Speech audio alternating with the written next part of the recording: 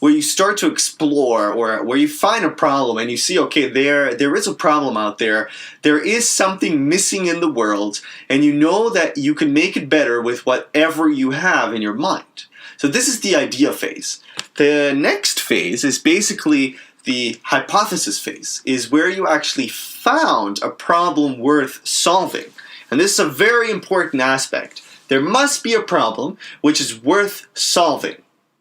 Okay, so your idea has to be involved with a problem that you can solve.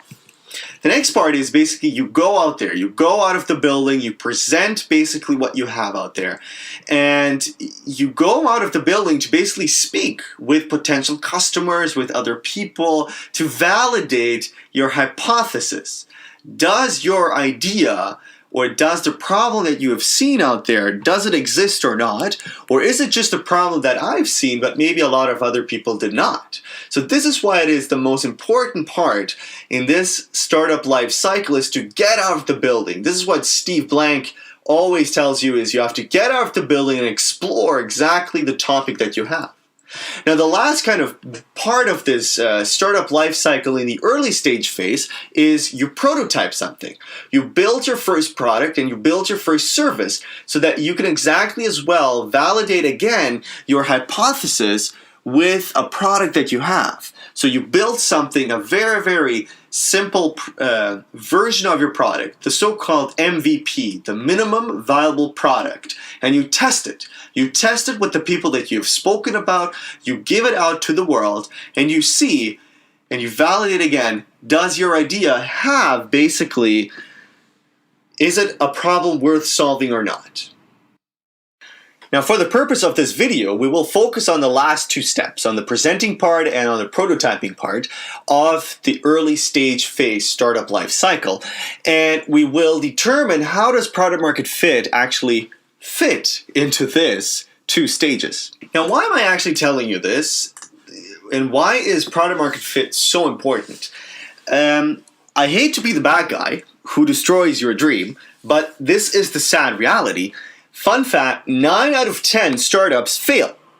And the problem is you don't want to be one of the 9. You want to be that 10th one which actually succeeded. And how can you do this? This is where product market fit comes into play. And it's so important because I would not say that startups actually fail. It's actually moreover that your products fail. And if you take a look at, again, Steve Blank's very nicely defined definition, a startup is a temporary organization used to search for repeatable and scalable business models. And this is true. So that's why your startup could as well, maybe your startup is good, but maybe just the idea that you're working with, you have not found that product market fit. Another fun fact is that 66% of entrepreneurs drastically change their original plans as they were in the beginning. Now, why did they do this? Again, because you have to find that product market fit to really succeed as a startup. And if you don't have it, you're going to be one of those 9 and not number 10 again. So, simple question, and here comes now the solution. What is product market fit? And why is it so important? Very easily said, product market fit is the holy grail of entrepreneurship. If you get it and if you find it, you have won. This is where basically you, as an entrepreneur, have hit the jackpot, and your product and your startup and your idea will start to scale. You will see growth, and this is the most important part. Now, very loosely defined, in a definition, product market fit is the right product at the right time for a market that is searching for a solution to a problem. So very loosely defined, it is that point of time when your product has evolved to the point that a market and that the customers are really attractive to it. They are ready to work with it, and they're ready to take it in as it is. It does not have to be ready yet. They are really waiting for it. This is product market fit. Now, I want to make sure that you understand this sentence because it is the holy grail of entrepreneurship and you should understand it. And it's three words that make it very, very unique and that I want to dive a little bit more into to exactly show you what product market fit is. Now, these words are right product, market, and a solution to a problem. So let's dig into these three. Now, as I mentioned earlier in one of my first slides, I mentioned that the first phase of early stage startups is basically where you would state a hypothesis. And this is exactly where we are now. So the left-hand side of product market fit is always going to be about your problem. What are you talking about? What is the problem that you are searching? What is the problem that you are solving? And so the next stage in phase 2 is basically where you would test your problem. You have to get out of the building, you have to talk to people, and you have to test the problem that you have. And this is what I mentioned as well earlier. Do people see exactly the same problem as you do, or is it maybe just an individual problem that you maybe have, but that other people have solved, or that there is maybe a solution out there already to your problem? So what you do here is you get out of the building and you test it. Now, you have to test your understanding of the customer's problem and the customer needs. That's why it is so important to get out of the building and to speak as well with customers. What do customers tell you about the problem that you are speaking about? Do they see it? And test the understanding of your customer. You are going to figure out how to build a first prototype only if you understand this specific information that you are going to receive from the customer. So that's why, again, get out of the building. Speak to potential customers that are out there. Now, the other side of product market fit is basically the solution and the product side.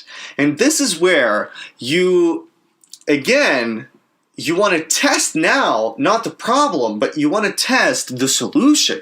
Is the solution that you're offering, is it something that is important to the people? And the next step here is you want to build a minimum viable product. You want to build that MVP that I was speaking about at the beginning. And in a tech world, this MVP could be, for example, a web application. It could be an app. If you're in the service field, so if you're doing interior design, for example, you would create a minimum viable product about your process here. Everything is about the process in the service field. Now, in this stage, what you want to do is, again, you want to test the solution by building a first minimum viable product.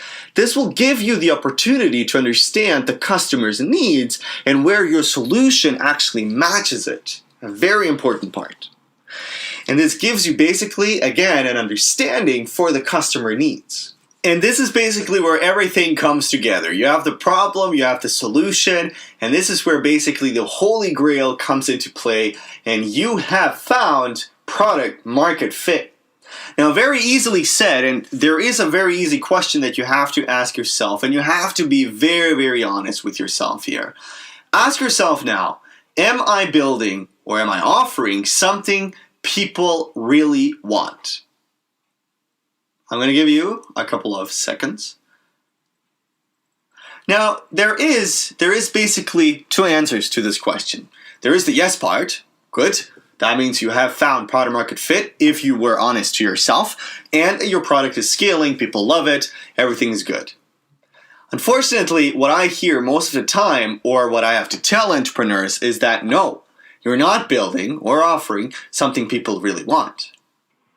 So as I told you, mostly the answer when I sit down with entrepreneurs, mostly the answer is no. And it's no because their first kind of answer when I ask them exactly, do you have, or what are your customers telling you about your product? Have you achieved product market fit? Mostly what they're going to tell you is that, kind of, yeah, some customers do. They sort of like it, I don't know. But very honestly, and this is where you have to verify and you have to answer this question as best as possible. Very simply said, Sort of, kind of, people love it. I'm not quite sure. Kind of and sort of, that is not a startup. That is, as Steve Blank would again say, that is where people have been nice to you. You've been talking to those 3 F's, to your friends, to your family, or to fools who were trying to be nice to you and who told you, yeah, I get your product, but basically they don't like it maybe. Maybe it's not that relevant to them. And this is where people, again, have been very nice to you. The only time you know that you have something that is worth investing your time and money is when people are really wanting your product, even at an early stage when it's still full of mistakes and it's full of bugs and so on. A very nice example which I always give to entrepreneurs at this stage is that take a look at the iPhone. The iPhone has created a very good product market fit. People line up and they go out and they line up early in the morning to grab one of those products because they want it, right? So people are taking or going that extra mile because they want your product. This is what you want to achieve, and not a kind of sort of maybe people like my product or not. This is, again, not a startup, and that's not what you want. So how do I know if I have achieved product market fit or not? And basically, there are 2 indications: it works or it doesn't work. And I'm going to tell you how it does not work first. So let's take a look at the left-hand side. Not working is basically where you're going to see a very, very poor conversion rates. People are going to your website, they stay there, and they leave. Nothing happens. People don't like it. There's no word of mouth. Nobody is retweeting your information, and nobody is talking about you. You have a very slow usage growth, and plus there is a very long life cycle. Now, how do you know? Very, very tough, and there's not a clear kind of like pinpoints that I can give you here, but a quote, and this quote is from Mark Anderson. He tells you that the customers are buying the product just as fast as you can make it. If you've achieved this, you have achieved product market fit. This is what you want. Now let's go back a little bit to our agenda again, and this is what we have achieved until now. I told you what is product market fit, and I told you how to find product market fit. And now I want to dive a little bit more into how to measure product market fit and how to constantly improve it to exactly find the right fit. So how do I measure product market fit? Now, the easiest way to do this is with the so-called business model canvas. If you've never heard about this, this is the business model canvas. And the business model canvas consists of 9 fields which all have to fit together to form your business model. And the beautiful aspect about this is that you start asking yourself questions. Questions about, what is my value proposition?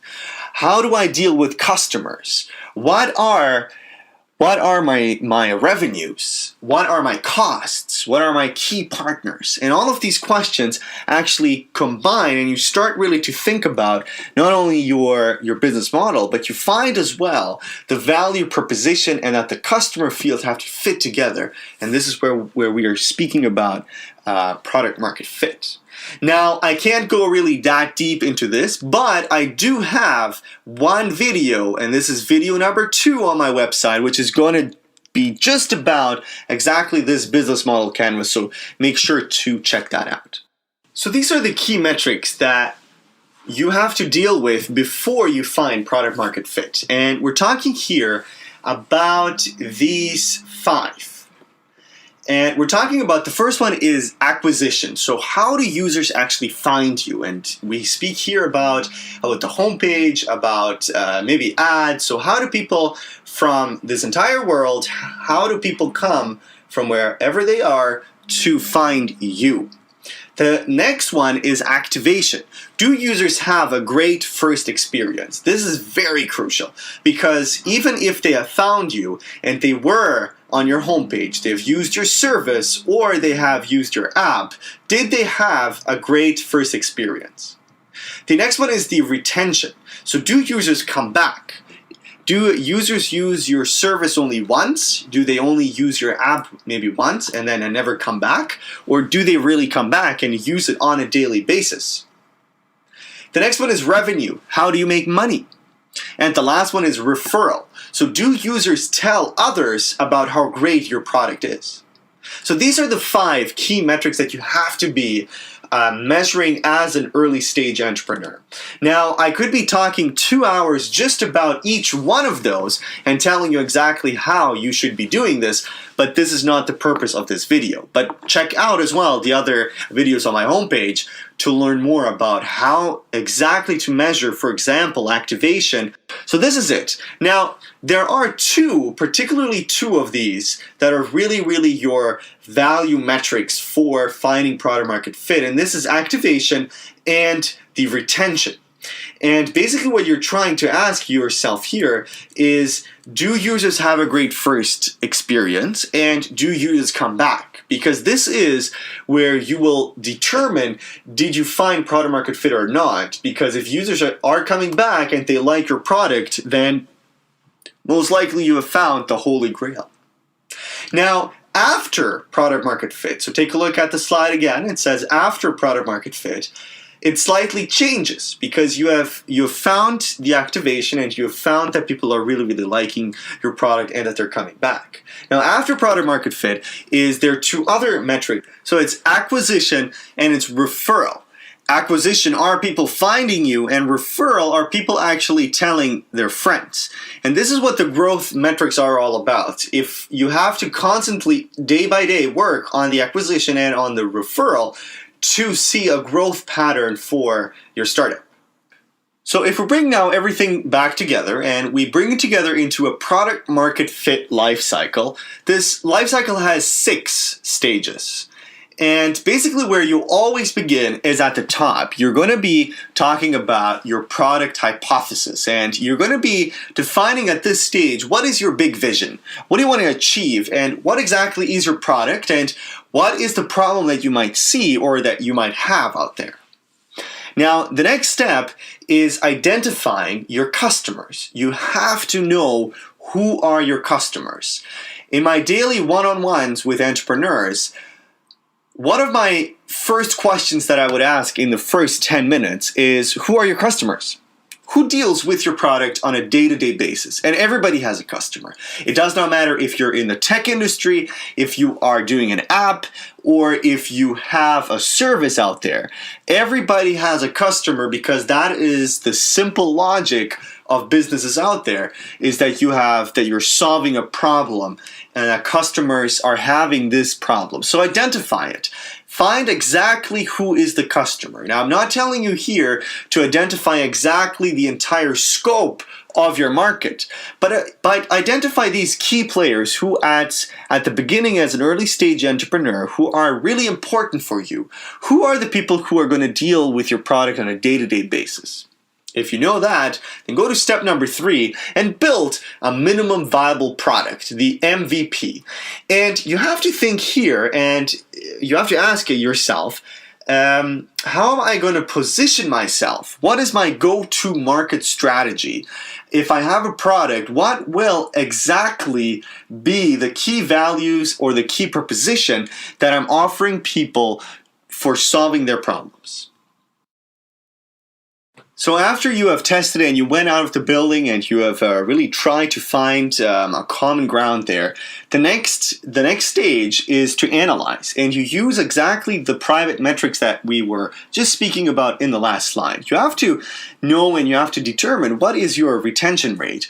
What is the rate that people coming back? Do people like your product or not? So make sure to analyze them and make sure to use these metrics from the first day that you're testing your product. And it is, as you see, a very important piece of the product market fit cycle, because this gives you the grounds for exactly the next step, and that is to learn.